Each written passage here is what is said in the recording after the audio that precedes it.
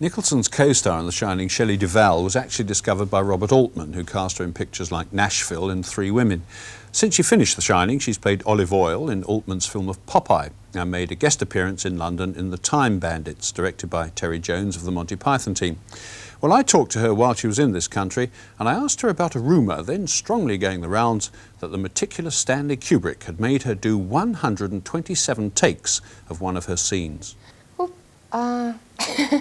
I don't know, I think I'm supposed to say 18. But, I don't know, I'll leave that to your imagination.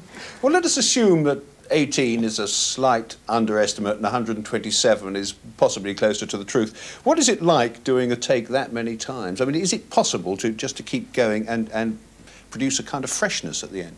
Yes, it is. It's funny. It's something that I discovered during the making of The Shining, was that I had never done more than, say, 15 takes before in my life.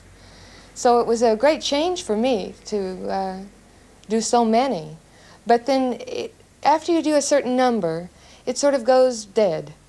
And then 5 more takes or so, and it revives itself, and by then you know the scene like the back of your hand, and you can make no mistakes with it, and you forget all reality other than what you're doing. And it's like a miracle. It comes out better than it did before, and it's fresh, too. What was the most difficult piece of acting you had to do in The Shining? Whew. I think it was just stamina.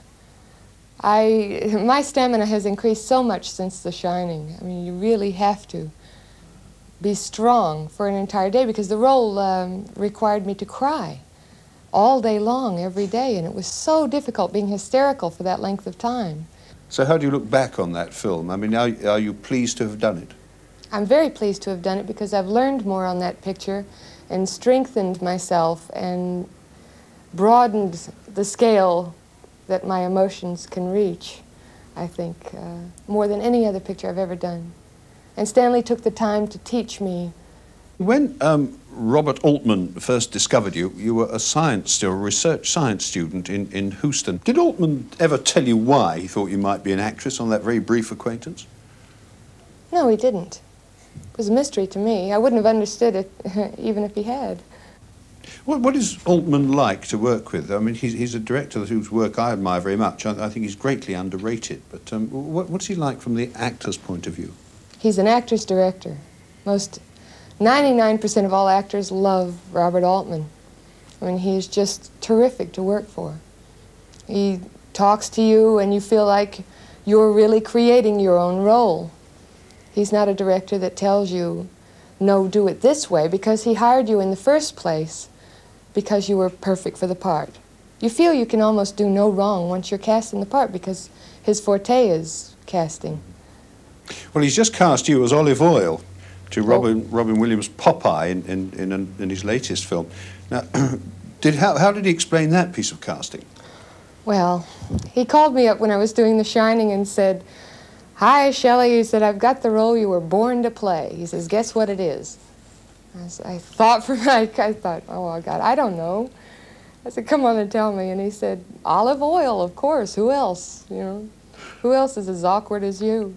I guess I got my first taste of comedy in Three Women. And then Popeye made me an addict. I love it now. And then the Time Bandits has encouraged it even more, so I think I'm incorrigible now. Tell me a bit about the Time Bandits. Well, my name is Pansy. And they wanted somebody with a terrible English accent, and here I am. All I know of it is what I learned from the crew on The Shining, really.